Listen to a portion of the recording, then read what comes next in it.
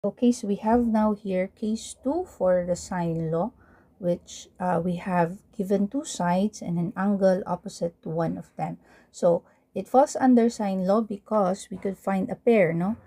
You have two sides and one of these two sides has a pair nga angle.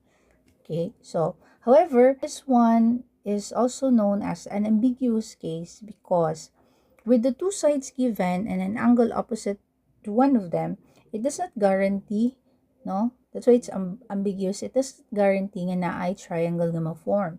Or it could be, isa ra ba gid ka triangle ang ma-form. So, there are possibilities na you could have no triangle at all, you could have one triangle or maybe two triangles nga ma-form with the two given two sides and an angle opposite. So, we have here the test for the ambiguous case. So the test for ambiguous case, so if you have the given, no, side A and side B and an angle alpha, that means na kay ka-pair si angle alpha and side A are pair. So you're gonna compare A with B, okay? If it's less than, mas gamay si A, remember, this is not particularly the side A, but the side with a pair, no?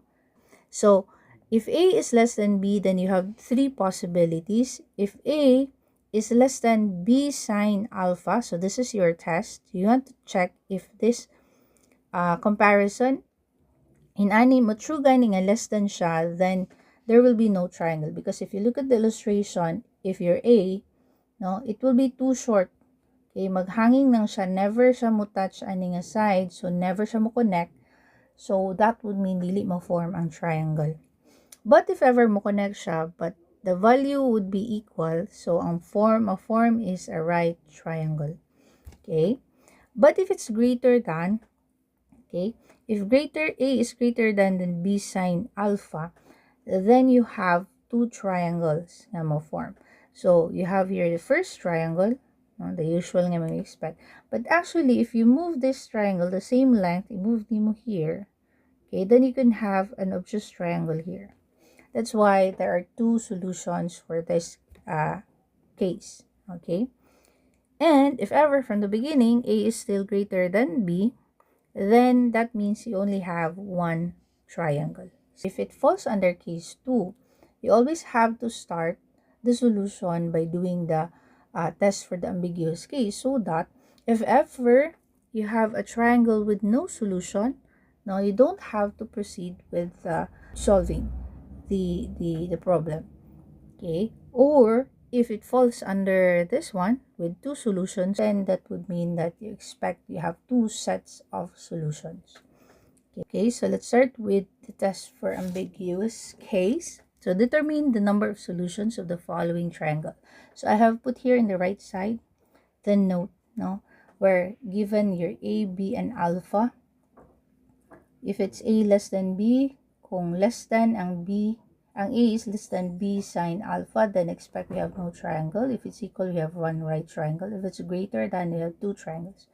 But if A is greater than B, then expect that we have one triangle. With our definition for test ambiguous case is we have alpha, A, and B. But in our given here problem, you have C, B, and beta. Okay, so that's why I've said before that katong ato ang test for ambiguous case is based on your given kinsa tong naay pair o katong walay pair. So in this case we have side B paired with beta. So that would mean sa atong definition si B ang atong A, right? And si C is our B. Okay? So we're gonna compare these two. Compare nimo ang naay pair nga side o katong walay pair nga side. So our B is 13, our C is 8, and obviously 13 is greater than 8, so it falls under that.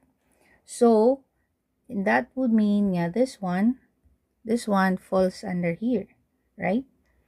Balimrag kani mo hang B, no? Greater than C. Okay, kani man tong naay pares, kaniha na mga pares. Okay, so this would mean that you'd expect nga this, therefore, okay, you have one solution for this case. So when you proceed with solving, applying, you make use of the sign law, no? Kaya na naman kayo pair, you can solve the other parts. Expect one set lang of solutions ang imuhang makuha. Let's proceed to our next example. So you look at the angles nga naay pair. So ang naay pair is si C and si gamma.